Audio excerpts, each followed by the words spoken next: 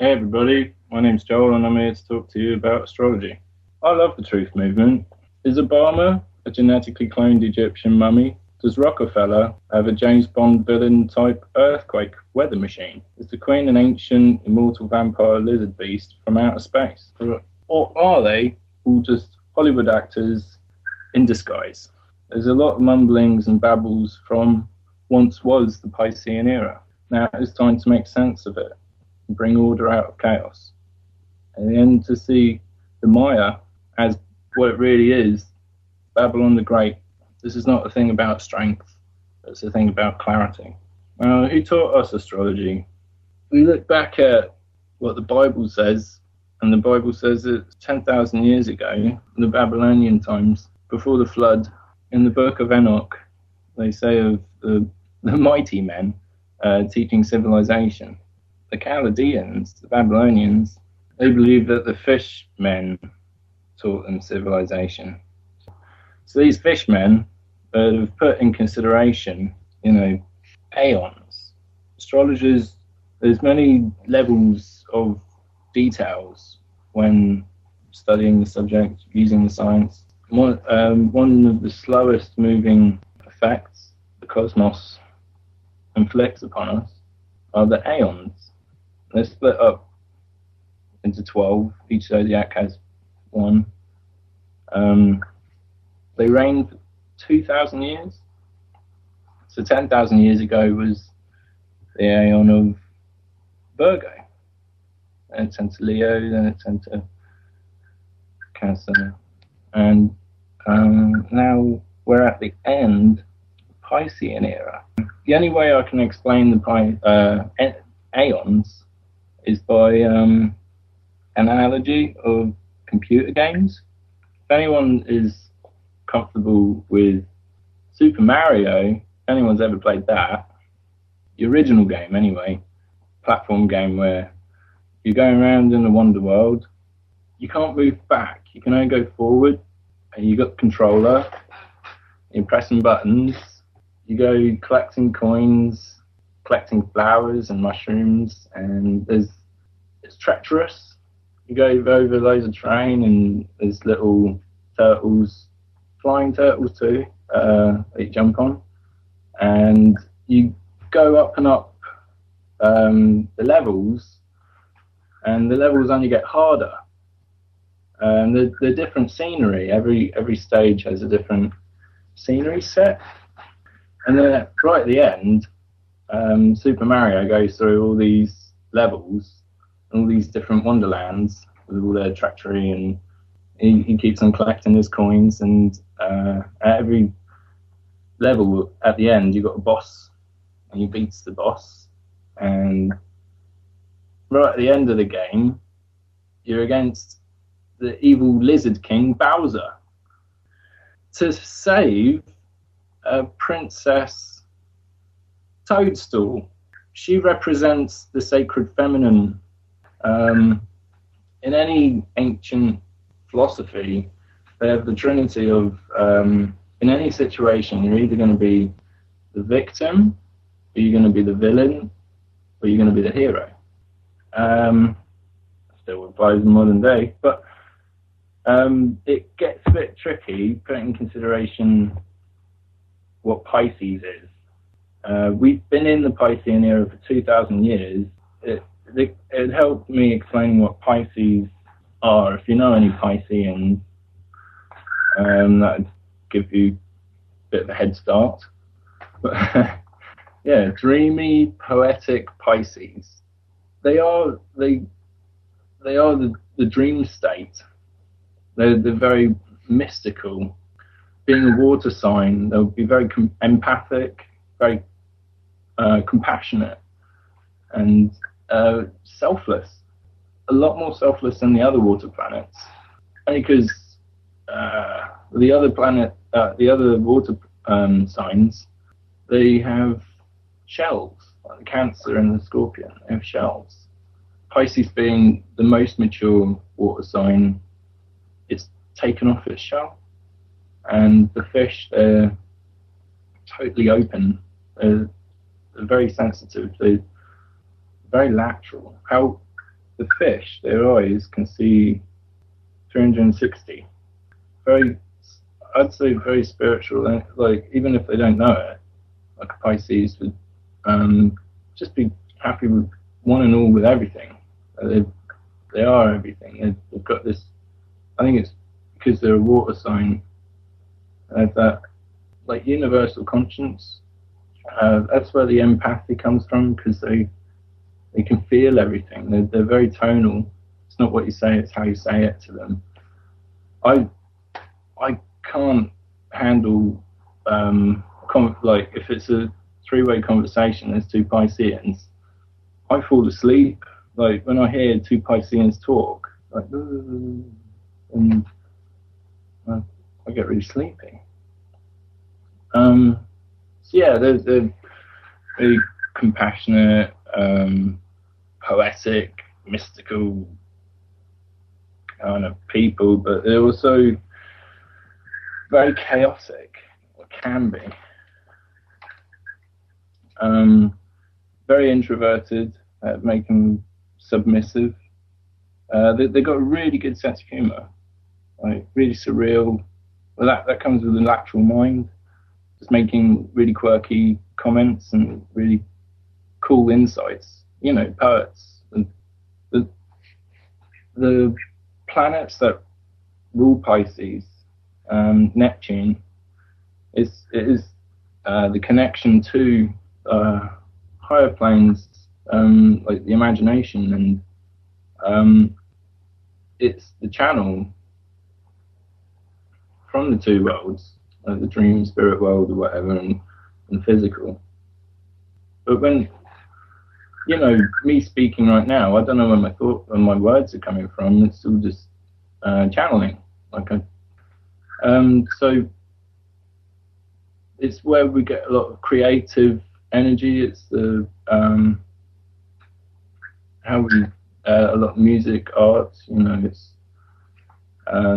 it's the imagination. What the imagination can manifest, and the imagination can be very fantastical. You know, it can get to beautiful, you know, spiritual, paradoxical heights of, you know, following your highest virtue and being, or you can be twisted and turned into like the glamour and delusion and illusion and what imagination can manifest.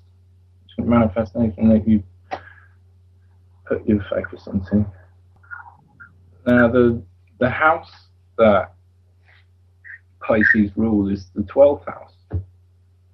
This rules under certain things: dogma, institutes, prisons, secrets, self-undoings, and hidden enemies.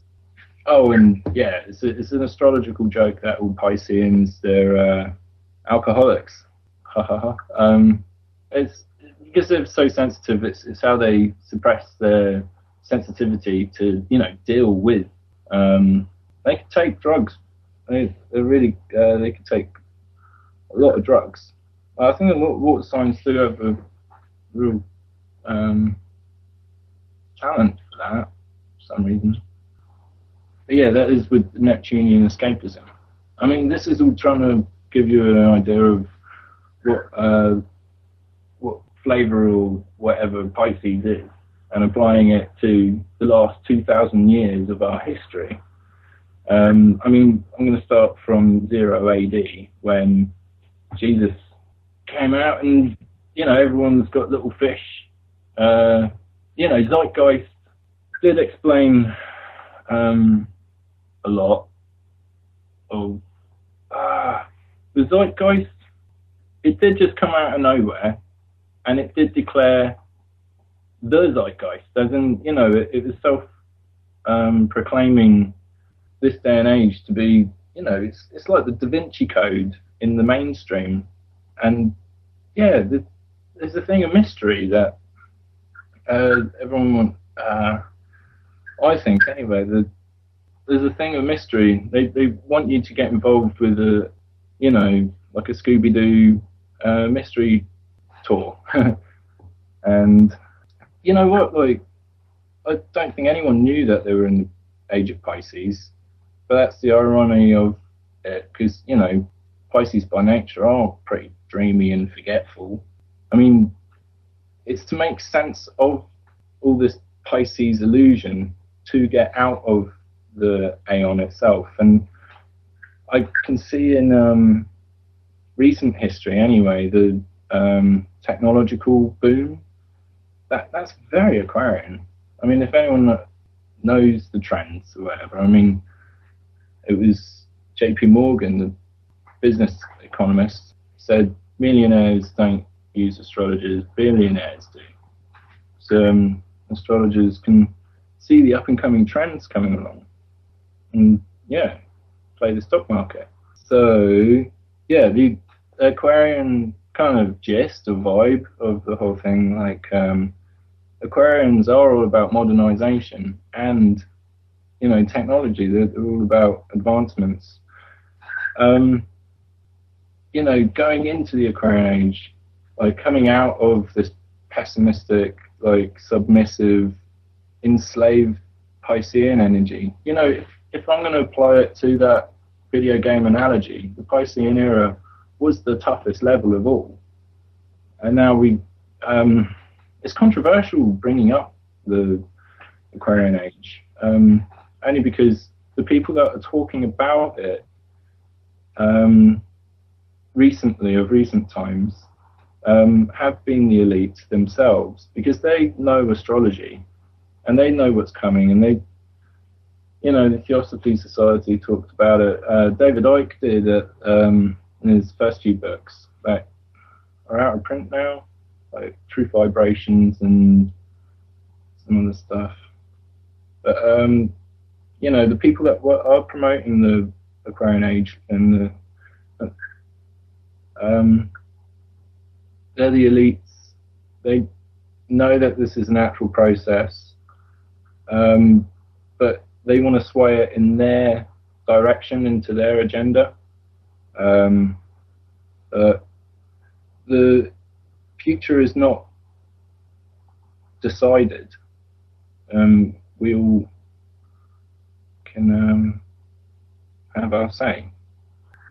Yeah, with the Piscean era, yeah, so from the start of 0 AD, it wasn't too long until Roman Empire changed their tune and turned Christian. That's the dogma that we've had for 2,000 years, the Catholic Church. When it comes to information throughout this time span of 2,000 years, they called the Middle Ages for a reason, or the medieval, like the middle of the evil, or there's dark times, because there was no information. It was just so well kept by the royals. And the etymology of the word royal comes from real. Like, the royalty will dictate to you reality. If you don't go along with them, you're in trouble. You know, like Galileo and everyone, you know, they're dictating reality to us. With what we've gone through, modern day to modern day, I mean, we have had a history of secrecy, only because of us being victims of war and military strategy. It's best to have secrets. Hey Joel, can I join in with you, mate? Yeah, go for it. Right, okay. You've been covering like the Pisces, going towards the Aquarian and stuff. Now, if you look at it, I'm a Libra. What does it say about Libra? What about Libra? I don't know. I'm not good at astrology, so I'm asking you anything you want. Right? What is it? What has it got? Like, is it an air one? Is it water or? Oh, Libra. Yeah. Yes, air. What is the air thing? What's it about? I know nothing, mate. Nothing. It's the only sign that's not a being. It's an item. So, you know, the scales. The Babylons called it the heavenly gift. I really like the the Babylons used to have Libra at the beginning of the year. They started at the fall. But I really like Librans. It's kind of weird if you get two in the room at the same time for me. They're idealists, and that's where it comes with it being an item. You're not a being, you're not like a living thing. You're a creation of a thought, you're scales. So you're like a concept. You know what I mean? You're air, but you're so air that you're not even a living being. You're a creation of a thought, which is the scales. But because the sun exalts in Aries, and it does the opposite in the opposite sign. The opposite sign is Libra. The sun is in its fall in Libra, and that gives you like a detachment from your ego in a funny way.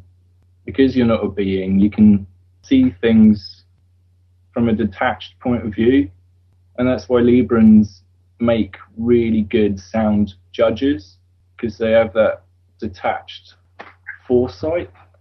But the real intellectuals, especially the women, but I mean, I say that, but the Librans are quite androgynous, is that the word? Like both sexes, both really balanced. Like a lot of the men would have like a higher sounding voice and lighter eyebrows and just, you know, very Venetian. Like they contain like, you know, the women are balanced in testosterone and estrogen as much as the men.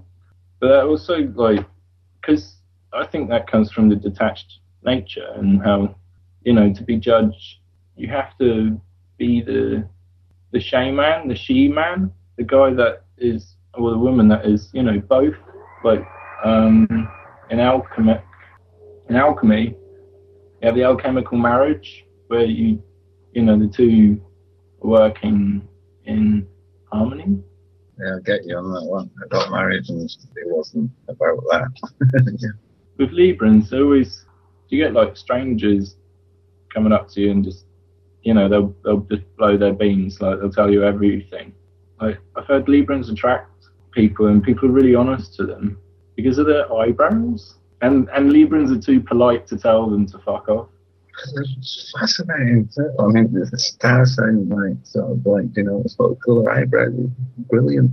Is there anybody else? Like, Sadama, what are you, mate? I'm Aquarius. I'm one of them Aquarius peoples that are confused because we're supposed to be an air sign, but we're carrying water or something, so I'm not sure. I think you carry the water to wash away the Piscean stagnation. You're an air sign, and everyone thinks it's water, but it's air. But I think that's just the whole Aquarian nature. Like they're really eccentric because they are all about revolution. They're all about, you know, modernization. So yeah, they're always rebelling or like changing the status quo. You know. When did the age of Aquarius actually start? A lot of people differ. A lot of people say different dates, but with any cusp, it's a bit of a merge between the two. Like it's like color spectrum. If you have two different colors merging, it's a haze. So you're not too sure when and where. But I'd just say 2000. Okay, so we're getting like a cuspal time now, then, is it? Where it's just changing over. It is a cuspy time, but it's what's happening in the world right now is just quite. I think it's the end of an era. Or the beginning of another. Yeah. Only just by what the Catholics are doing, the Universal Church. You said before, Zeitgeist. I think that means like spirit of the age, doesn't it? Yeah.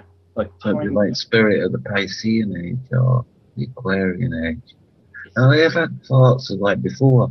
Now, say if you're like an Aquarian, let's say we're in the Aquarian age. Now, I've been wondering if like sort of like Aquarians resonate with the spirit of the age at the moment. Now, me being Libra, I'm thinking, well, what year will it be when the spirit of the age is Libra, and what's going to be going on at that time? And I know it's a few thousand years from now, but am I aligned to that? That's when they say the cycle is complete. When it gets to Libra, complete to crumbs. I forgot what they call it, like a galactic year or whatever. When you have a full circle of aeons, because it's like the Babylonians said it started in Libra. Well, yeah, it ends there too. I mean, it's only going by hearsay. I mean, it is the future and stuff, but I've heard it's real. But I asked my mum, like, there's other people doing, excuse me, I forget the words, not quite right, like star charts and stuff like that. And a few people have said, right, what time you were born? I'm like, I don't know. It's not on my birth certificate. It doesn't appear on my birth certificate. Apparently, modern ones it does. Apparently, I'll go to the hospital and get it. So I thought, I'll ask my mum. Yeah. So, Mum, what time was I born? She replied, I can't remember. I was busy at the time. So I don't know what time I was born. So is there any way of having a look at stuff like that if you don't know what time you was born? Robo, there is a way. There's a way that worked out for me because my mum just shows how much she loves me. She's forgotten entirely what time of day I was born. And so I spoke to an astrologer and he pointed out that there's this little asteroid called Chiron. And Chiron, there are 12 different positions that it can be in. Because the sphere's divided up into 12, and so you can have a look for the day that you were born at the different descriptions of the effects that Chiron has, and if you're like me, you'll see that most of those descriptions don't apply to you or your life at all, but you'll find that one stands out and describes you very accurately. So if you have a look at that one and then see what position Chiron would have been in at that time, or what time it was, then you can just rotate your whole chart until Chiron is in the right place, and you'll find that puts your ascendant and everything else in the right place as well. That sounds really cool. That's like sort of like working out what an equation is and juggling the numbers around. That's cool. Reverse engineering. There's a very clever guy who pointed it out to me, and he pointed it out and he said, well, you might just try this. Does that make sense to you, Joel? I'm not going to lie to you. I've never heard of it. Oh, really? It's another one of these things that you certainly see on birth charts. Yeah. Oh, better look into it. Yeah. What are you, Pronja? Capricorn. Has to get to the top of his little mound, don't you, babe? Go. Goats are all right until you get two of them on top of the mound, and then you get a bit of a problem. We get a stack of goats. Yeah. Yeah, when we were in Hereford last year, sometime or the year before, actually, there's nearly everyone there was a flipping Capricorn, and all wanting to be on top and in charge of whichever aspect of the whole thing it was. Madness. But I think we're digressing, aren't we, away from Joel's show? Sorry, Joel. Take it you're an Aries, Joel. Yes. My son's an Aries. What can you tell me besides being stubborn? At the moment, there's a lot of planets in Aries. Like, I'd watch out for Aries if I were you. At the moment, anyway. Like, I think everyone would be a bit more assertive than normal, because there's 4 planets in Aries, and that's quite a few. Especially Mars and the Sun, and there's just going to be a bit more testosterone. When Mars is in Aries, the old astrologers, they'd just say, that means war. I mean, not saying that it's a bad thing, like, assertiveness, it gives you a lot of, like, explosives. Using the Aries energy, you can, like, carry on your your own personal revolution, and it will change your world. There ain't no coming back. I mean, it gives you the gusto that you want, to pursue with whatever you personally want to go for in life. But as a whole, yeah, it went into Aries, and I was like, that's going to be a bit feisty. Kim Jong-un, he's come out and gone like, I'm going to bomb America. And it's like, oh, guess that's it. Guess that's the Mars and Aries thing. But it hasn't finished yet. We've got like another good month of planets in Aries. And, well, we can all just watch and see what the papers say, I guess. Can I just say, you worded that very well, Joe, as I'm Aries as well. Oh, yeah. Mm-hmm.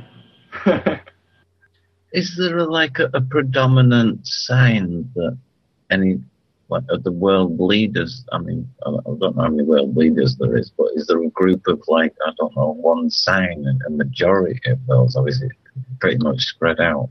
I'd say Scorpio and Capricorn. So it's like that narrowed down to like two signs. They use it a lot in their symbolism, but with Masons and stuff, like it is a pyramid scheme, and like we were talking about Capricorns earlier, yeah, they do pretty well in the pyramid scheme, or any corporation. They're good workers, they're really good workers, and they climb the ladder. So yeah, Capricorns would do best in Masons and Scorpions because they're really competitive, and yeah, just kind of suit that. I've noticed lots of politicians with like Scorpio, Capricorn, Libra. Quite a lot of them are Libran, like Margaret Thatcher and David Cameron. I don't like that.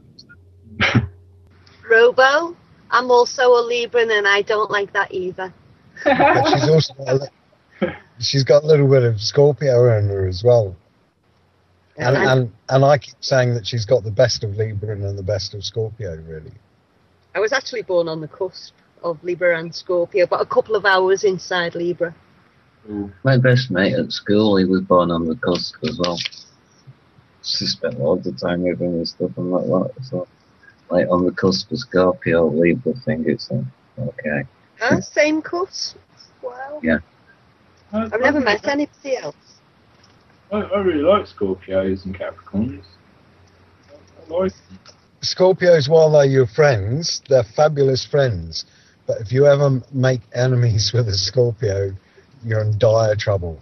And making friends with them again after that is almost impossible, I think. Yeah, it is. But they can do that to themselves. They can, like, Scorpios can be really destructive and, feed, like, they get off with, like, sadism. Yeah, I've seen that too. I was in a house with 3 Scorpios in it. The actual truth behind RoboWhippy is his true sign is Pyrex, because we all know that he was actually cloned in a dish by Vostok. So, Joel, one thing I've read about Libra is that it's a cardinal sign, but I'm never actually sure what that means. I don't suppose you've got a clue, have you? What cardinal is? You got 3 of them. You got cardinal, mutable, and fixed. And cardinal just means go in one direction. Fixed means standing still. Immutable is going in opposite directions. So it's a bit abstract, but I mean, like astrology, the planets are so far away, it's hard to get your head around them. But it's like a literal thing, like trying to make the abstract literal concepts with. I was gonna say, kind of making this energetic, abstract sort of metaphysics, sort of invisible world, and how it kind of filters into your physical brain, and you explaining and translating That's the what I was abstract. Yeah, I was about to suggest, is it kind of like a metaphor? And then you said metaphysical. So yeah, it's metaphorical in a way then, yeah. Cardinal just means that they have to be constantly going forward. Fixed is just really stubborn. Like they're really grounded. There's no moving them. And then mutable is just a bit all over the place, a bit scatty, because it's all over the place. All right, I reckon I can pick out some characters already. Yeah, so you're a Capricorn. That's going to be fixed, isn't it? That's got to be fixed. Isn't it cardinal? Yeah, cardinal. Cardinal. All right, okay. So Cardinal signs come at the top, bottom, left, and right. If you look at the chart, it's this circle, and if you put a cross through it, yeah. At each of those points, you've got cardinal signs. Am I right about this, Joel? Yeah. And then in between, you've got fixed and mutable signs. Okie dokie. Yeah, it's really foundational. It's like what we're talking about is really real foundational stuff. Well, best to start with the foundations, when you're building an house. So is Aquarius cardinal, fixed, or mutable? Go. Fixed. Yeah. So yeah. How many years have we got of this Aquarian age? 2000. And is Pisces mutable? Yeah, they are. Yeah. Did you say they're the ones that are going in both directions? Yeah. And when did you say the changeover of the eons happened or happens? 2000. 2000 on the dot. I'd say, yeah, that's mine. That's what I'm saying. But a lot of people are that, a couple of 100 years that way, or the other. But like, it's a you seem to get a kind of overlap, don't you? Yeah. But it's to officially make it end of Pisces, we've got to see it from afar and go, cool, that was a crazy mess. Let's get on with things and just get some clarity from it. And it'll take a lot of healing. It was the toughest one, It's amazing. Still intact. Yeah. There's a lot of explaining to do to get away from the Maya of the Piscean era. And I think the way to get out of the Maya is how you observe it. It's how you see it, how you see the Maya. And it is the Babylon, it's the Babel, it's like the radio. I listen to the radio at work and like when I'm in town or whatever and I'm exposed to it. And like Radio 1, that's real Babel. I love listening to the lyrics and like philosophizing about them, but it is I'd hate to be in a really bad relationship while listening to Radio 1, because all the songs are about like really rubbish, like breakups or heartache or Rihanna just but yeah, to get over the whole sort of hyper reality that has been sold to us by, I'm going to say it, the Catholics. I mean, Murdoch, he's a Catholic. He's very high up in the Catholic Church, and so was Disney's nephew, who took over the company in the 60s. He was very high up in the Catholic order, and Murdoch, he owns the Sun, he owns the Sky, he owns the Times. We're getting news from the same old dudes, and they're the people that tell us the news are the same people that are telling us to go to Disneyland. And that's the whole Piscean delusion sort of thing, and it's just getting rid of it. And I can see like the truth movement, I see it as a creation of the Vatican at the end of the day, but it's to prepare us for the new Aeon, because this is how these guys work. They know of the changing of the Aeons, and just, ushering it in, like, the truth movement. And I feel like it is a mystery quest, like a magic adventure mystery tour, and at the end of the day, like, Scooby-Doo will take off the mask in the abandoned funfair, and, the end games would be over, because for 2,000 years they've had this whole Christian thing, like Scooby-Doo Doomsday.